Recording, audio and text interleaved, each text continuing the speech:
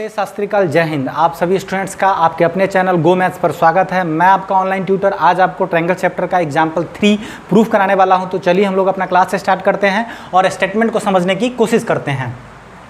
In figure 6.16, ये जो figure है वो 6.16 है। उसमें ये जो डाटा मुझे मिला है PS upon S Q is equal to PT upon TR and PST is equal to PR Q, यानी ये वाला एंगल इस वाले एंगल के इक्वल है। तो प्रूव करना है, prove that PQR is an isosceles triangle. तो हमको प्रूव करना है कि ये PQR एक आइसोसेलेस ट्रायंगल है। तो हम लोग इसको शुरुआत करते हैं। पहले गिवन में जो भी मुझे डाटा मिला है वो मैं लिखता हूँ। ये डाटा ये मिला हुआ है PS upon SQ is equal to PT upon TR। और हमें क्या मिला है, ये वाला एंगल इसके इक्वल मिला है, angle PST is equal to angle PRQ। अब हमें प्रूफ क्या करना है, टू प्रूफ हमें प्रूफ करना है PQR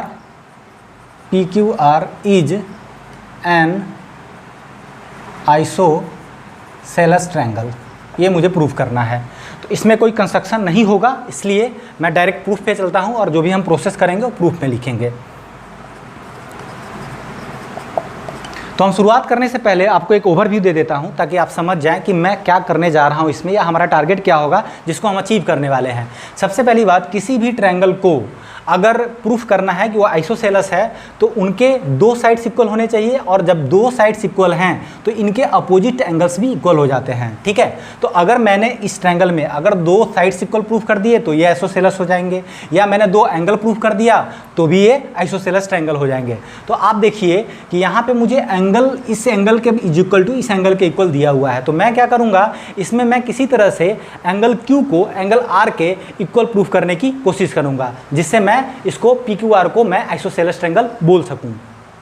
तो मेरा टारगेट ये रहेगा कि मैं एंगल Q को एंगल R को R के बराबर करने की कोशिश करूंगा। तो देखिए प्रूफ में, तो आप देखिए जैसे ही मैंने ये ट्रायंगल देखा और मुझे जो डाटा मिला है कि PS upon S Q is equal to PT upon TR, जैसे ही मैंने ये डाटा देखा तो हम सभी को कन्वर्स ऑफ बीपीटी थ्योरम याद आ जाना चाहिए। क्या कहता है हमारा converse of BPT theorem? Converse of BPT theorem कहता है कि if a line divides any two sides of a triangle in the same ratio then the line is parallel to the third side of a triangle। मतलब ये है कि ये कहता है कि अगर ट्रायंगल में कोई लाइन ट्रायंगल के दो साइड्स को सेम रेशियो में बांटता है, देखिए बांटा हुआ है PS अपॉन SQ और PT अपॉन TR, तो ये जो लाइन है थर्ड साइड के पैरेलल हो जाता है। ये कन्वर्स ऑफ बीपीटी थ्योरम के हिसाब से, तो क्या है, ये लाइन इसके पैरेलल हो जाएगा। किस हिसाब से? कन्वर्स ऑफ बीपीटी के हिसाब से। तो चलिए हम लोग शुरू करते हैं। तो हमें जो गिवन है पहले लिख लेते हैं, PS upon SQ is equal to PT upon TR। ये हमें क्या है, गिवन है। तो ये दो साइड्स को सेम रेशियो में बांटा है, तो इसे हम बोल सकते हैं कन्वर्स ऑफ थेल्स थ्योरम को से कि ST is parallel to QR, therefore ST is parallel to QR by converse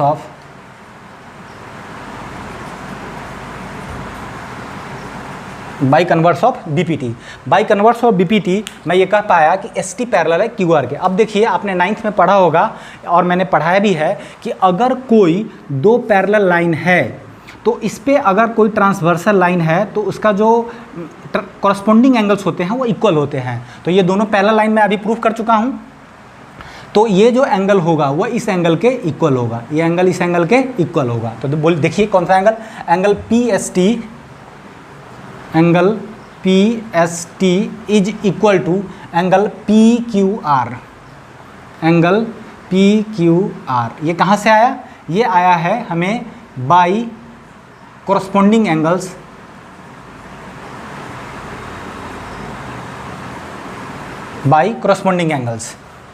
ये मुझे मिल गया। इसको मैं इक्वेशन 1 मान लेता हूँ। और मुझे यहाँ पे देखिए PST और यहाँ पे देखिए PST, और ये मुझे डाटा में गिवन है तो मैं उसको भी ले लेता हूँ।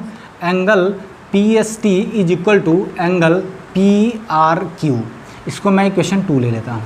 अब देखिए आप ध्यान से अगर इक्वेशन 1 और इक्वेशन 2 को देखेंगे तो पाएंगे कि इसका जो लेफ्ट हैंड साइड है वो इक्वल है। तो अगर किसी दो इक्वेशन का अगर लेफ्ट हैंड साइड इक्वल है तो राइट हैंड साइड को भी हम इक्वल बोल सकते हैं। तो from equation 1 and 2, from equation 1 and 2 angle P Q R is equal to angle P R Q. देखिए P Q R is equal to P R Q. देखिए आ गया तो अब देख लीजिए, देयरफॉर, अब यहाँ से मैं लिख रहा हूँ, देखिए therefore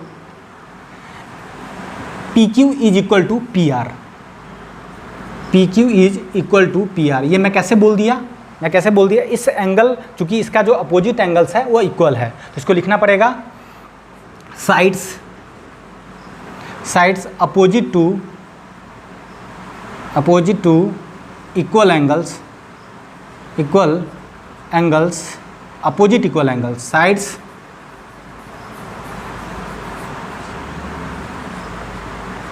opposite to equal angles are equal. मतलब जो साइड्स है वो अपोजिट टू, साइड्स जो है opposite to equal angles are equal. मतलब कि अगर कोई एंगल सेम है तो उसका जो साइड्स भी होंगे वो सेम हो जाएंगे। तो hence triangle P Q R is an isosceles triangle. Proved. I hope मैं आपको एग्जाम्पल 3 प्रूफ करवा पाया हूँ अच्छे से। अगर आपने ये समझ लिया है, आपको अगर समझ में आ गया है तो प्लीज़ लाइक, शेयर और सब्सक्राइब कर दीजिए। हमारे वीडियो के अंत तक बने रहने के लिए सभी स्टूडेंट्स का बहुत बहुत धन्यवाद। आपका दिन शुभ हो। Thank you.